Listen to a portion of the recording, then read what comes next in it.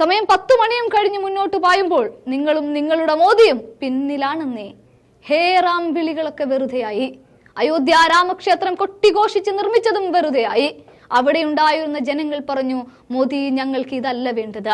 ഞങ്ങളുടെ രാമൻ ഞങ്ങളുടെ ഉള്ളിൽ കുടിയിരിക്കുമ്പോൾ നിങ്ങൾ കെട്ടിപ്പൊക്കിയ ഈ അയോധ്യ രാമക്ഷേത്രത്തിനപ്പുറത്ത് ഞങ്ങളുടെ കുടിലുകളാണ് ഇല്ലാതെയായത്.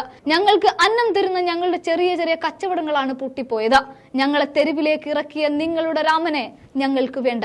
ഞങ്ങൾക്ക് വേണ്ടത് ഞങ്ങളുടെ ഉള്ളിൽ കുടികൊള്ളുന്ന, ഞങ്ങൾ സ്നേഹിക്കുകയും ഞങ്ങൾ പ്രാർത്ഥിക്കുകയും ഞങ്ങൾ ആരാധിക്കുകയും ചെയ്യുന്ന ഞങ്ങളുടെ രാമന മതി എന്ന് പറയുമ്പോൾ ആ രാമനായിട്ട് നിങ്ങൾ മോദിയെ അവരോധിച്ചു. നിങ്ങൾ മോദിയെ തലപ്പത്തേക്ക് കൊണ്ടുവന്നു. എന്തിന്? ഇതും ഒരു രാമനാണ്, ദൈവത്തിന്റെ പുത്രനാണ്, ദൈവം നേരിട്ടിറക്കിയതാണ് എന്നൊക്കെ ഈ മോദിയെ കുറിച്ച് ഈ BJP വലിയ കഥകൾ മെനഞ്ഞുണ്ടാക്കിയപ്പോൾ അയോധ്യയിലെ ജനങ്ങൾ പറഞ്ഞു, ഞങ്ങളുടെ രാമൻ, ഞങ്ങളുടെ ഹൃദയത്തിൽ കുടികൊള്ളുന്ന രാമൻ, ഞങ്ങളെ കേട്ട രാമൻ, ഞങ്ങളെ കണ്ടറിഞ്ഞ രാമൻ, ഞങ്ങളെ തൊട്ടറിഞ്ഞ രാമൻ, അത് രാഹുലാണ് എന്നാണ് പറയുന്നത്. നിങ്ങൾ കാണുന്നുണ്ടോ? അയോധ്യ എന്ന് പറയുന്നത് UP-യിലാണ്.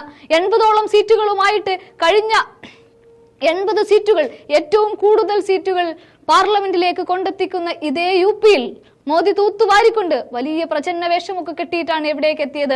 ഇതേ പാർലമെന്റിനകത്തേക്ക് എത്തിയത്. അവിടെ വീണ്ടും ഇത്തവണയും ഈ 2024-ലും യോഗിയുടെ തലപ്പൊക്കത്തിൽ, മോദിയുടെ തലപ്പൊക്കത്തിൽ എല്ലാ സീറ്റുകളും തൂത്തുവാരാമെന്ന് സ്വപ്നം കണ്ടെടുത്താണ് സമാജ്വാദി പാർട്ടിയും അതുപോലെ തന്നെ ഇന്ത്യ മുന്നണിയും. ഇപ്പോൾ വന്ന റിസൾട്ട് അനുസരിച്ച് 43ഓളം സീറ്റുകളിൽ ഇന്ത്യ മുന്നണി അങ്ങനെ പറന്നു നിൽക്കുകയാണെന്നേ. രാഹുലും അതുപോലെ തന്നെ അഖിലേഷ് യാദവും കൂട്ടിയ ഒരു വട്ടമുണ്ട്. ആ വട്ടത്തിനകത്തേക്ക് ജനങ്ങൾ ഇങ്ങനെ കടന്നു വരുമ്പോൾ ആ വട്ടത്തിന്റെ പേരൊന്നേ ഉള്ളൂ, ഇന്ത്യ എന്ന മഹത്തായ ജനാധിപത്യ രാജ്യം എന്ന് പറയുന്നത്. ലോകം മുഴുവൻ ഉറ്റുനോക്കുന്ന ഒരു തെരഞ്ഞെടുപ്പാണ് ഇത്തവണ ഇന്ത്യയിൽ നടന്നിട്ടുള്ളത്. ഇതിനു മുൻപൊന്നും ചരിത്രത്തിൽ ഇങ്ങനെ ഉണ്ടായിട്ടില്ല. വിഭാഗീയതയുടെ പേരിൽ, വർഗീയതയുടെ പേരിൽ, മനുഷ്യന്റെ പേരുകളുടെ പേരിൽ, മനുഷ്യന്റെ ജാതിയുടെ പേരിൽ, മനുഷ്യൻ കഴിക്കുന്ന ഭക്ഷണത്തിന്റെ പേരിൽ അവനിങ്ങനെ വേർതിരിച്ച് നിർത്തിയപ്പോൾ UP-യിൽ പിറന്നതൊരു അയോധ്യ രാമക്ഷേത്രവും അവിടെ കുടികൊണ്ടതൊരു രാമനുമായിരുന്നു എങ്കിൽ ആ രാമൻ പോലും പ്രാർത്ഥിച്ചു കാണുമെന്നേ, എന്നെ അനാവശ്യമായി രാഷ്ട്രീയത്തിന്റെ പേരിൽ കുടിയിരുത്തിയ ഇവിടെ ഈ മോദിയും ഈ യോഗിയും വേണ്ട എന്ന്. ഒരു പക്ഷേ നിങ്ങൾക്ക് പറ്റിയ തെറ്റ് ആ രാമൻ തന്നെയാണ്. അങ്ങനെ അടിച്ചാക്ഷേപിച്ചു പറയുകയല്ല, രാമൻ പോലും പ്രാർത്ഥിച്ചു കാണുമെന്നേ. ഈ രാജ്യത്തെ ഏറ്റവും വർണ്ണാഭമായി നിർത്തിയ കോൺഗ്രസിന്റെ കാലത്ത് നിന്ന് ഈ രാജ്യത്തെ ഏറ്റവും വർഗീയമായി വിഭജിച്ച ഈ മോദി യുഗം എന്നെങ്കിലും അവസാനിക്കണമേ എന്ന് ഒരു പക്ഷേ നിങ്ങൾ കുടിയിരുത്തിയ, നിങ്ങൾ പ്രതിഷ്ഠിച്ച, പ്രാണപ്രതിഷ്ഠയുമായി എന്തി അവിടെ എത്തിയ ആ രാമൻ പോലും പ്രാർത്ഥിച്ചു കാണും. എന്തുകൊണ്ടാണ് എന്നറിയാവോ? മനുഷ്യന്റെ ഹൃദയത്തിൽ കുടികൊള്ളുന്ന ദൈവമുണ്ടെങ്കിൽ അവനറിയാം സാധാരണക്കാരന്റെ വിയർപ്പും മൂല്യവും ഒക്കെ. ആ രാമൻ എങ്ങനെ നിങ്ങൾക്കെതിരെ പ്രാർത്ഥിക്കാതിരിക്കും? ഇനിയും കൂടെ വീണ്ടും പറയുകയാണെങ്കിൽ ഇതേ കാര്യം ഇനി ഇങ്ങനെ തുടർന്ന് പോകുന്ന ഒരു സമയത്ത് ഇനിയും പറയുകയാണെങ്കിൽ രാജകുമാരന്റെ പൊൻപുലരി പിറന്നിരിക്കുന്നു.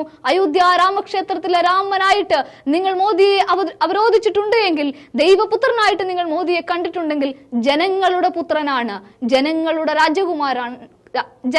രാജകുമാരനാണ് ഇതേ രാഹുൽ ഗാന്ധി.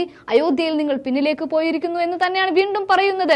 അതായത് സമാജ്വാദി പാർട്ടി വ്യക്തമായിട്ട് അവിടെ തന്നെ നിലനിൽക്കുകയാണ്. അഖിലേഷ് യാദവ് വീണ്ടും ഓരോ ദിവസത്തെ പ്രചാരണ പരിപാടികളിലും പറഞ്ഞു എല്ലാ സീറ്റുകളിലും ഇന്ത്യ മുന്നണി തൂത്തുവാരുമെന്ന്. അന്ന് പുച്ഛിച്ചു തള്ളി നമ്മൾ. എങ്ങനെ? BJP-യിൽ നിന്നും എങ്ങനെ, യോഗിയിൽ നിന്നും എങ്ങനെ, മോദി ഗ്യാരണ്ടികളെ പൊളിച്ചടുക്കിക്കൊണ്ട് എങ്ങനെ നിങ്ങൾക്ക് ഈ അയോധ്യയുടെ മണ്ണിൽ, UP-യുടെ മണ്ണിൽ, BJP തൂത്തുവാരിയ മണ്ണിൽ എങ്ങനെ നിലയുറപ്പിക്കാനാവുമെന്ന്. അപ്പോഴൊക്കെ അഖിലേഷ് യാദവ് പറഞ്ഞു, 0 സീറ്റുകളിലേക്ക് നിങ്ങൾ ഒതുങ്ങും, അല്ലെങ്കിൽ നിങ്ങൾക്ക് 1 or 2 സീറ്റുകൾ കിട്ടും, എന്താണെങ്കിലും ഭൂരിപക്ഷത്തിന് ഏറ്റവും താഴേക്ക് നിങ്ങൾ പതിക്കുമെന്നൊക്കെ പറഞ്ഞു. അവിടെ തീർത്തത് അഖിലേഷിന്റെയും രാഹുലിന്റെയും കെട്ടുറപ്പിന്റെ രാഷ്ട്രീയമാണെങ്കിൽ അവിടെ പിറന്നത് ജനാധിപത്യത്തിന്റെ രാജ്യമാണ് എന്ന് കൂടെ ഓർക്കണം. അതായത് അയോധ്യ BJP-യെ കൈവിട്ടിരിക്കുന്നു. SP-യെ മുകളിലേക്ക് ഉയർത്തുകയും ഇന്ത്യ മുന്നണിയെ കൂട്ടുപിടിച്ചിരിക്കുന്നു.